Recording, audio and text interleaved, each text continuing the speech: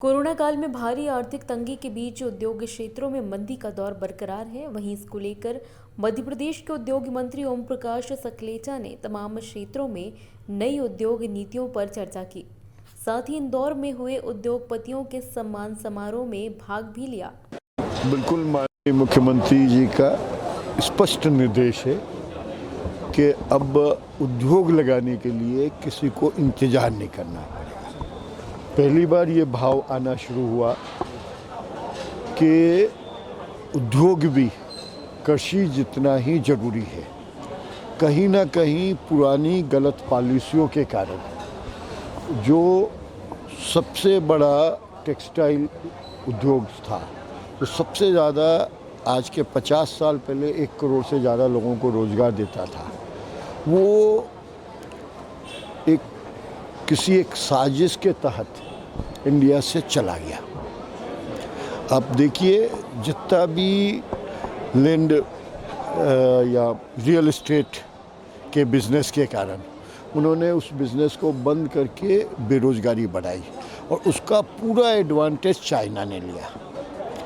पहले रशिया के कम्युनिस्टों के साथ इंडिया की पॉलिसी थी, बाद में वो चाइना में भी कम्युनिस्टों की चली गई और उस प्रोसेस से एक लंबी योजना के तहत भारत से उद्योग कम हुआ और वो उद्योग सब चाइना में गया।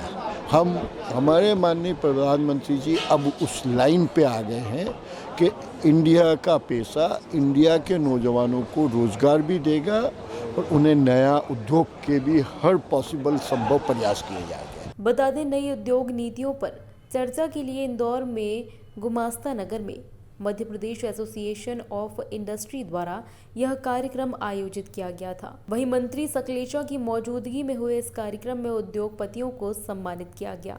आज हर उद्योगपति खुशी महसूस कर रहा है कि कोरोना का दर्द और दुख उसके लिए कम हो गया है, क्योंकि शासन का और प्रशासन का जो सहयोग मिला है उससे businessman is very happy and they are doing well. और उसके बाद नई उद्योग नीति आ रही है, जो हमारे माननीय इंडस्ट्री मिनिस्टर साहब ने बोला है कि नई उद्योग नीति, इसके अंदर कई तरह की हमको उद्योगों को बेनिफिट दिए जाएंगे, जो पावर का भी रहेगा, रॉ मटेरियल सप्लाई पे भी रहेगा और टैक्सेशन पे भी रहेगा। तो हम उस उद्योग नीति का बहुत बेसब्री से इंतज़ार कर रहे हैं और जिस तरीके से नए क्लस्टर बन रहे हैं, जिस तरीके से नई नई इंडस्ट्रीज सामने आ रही हैं, उससे ऐसा लगता है कि इंदौर का जो औद्योगिक विकास है वो 4 गुना होने वाला है।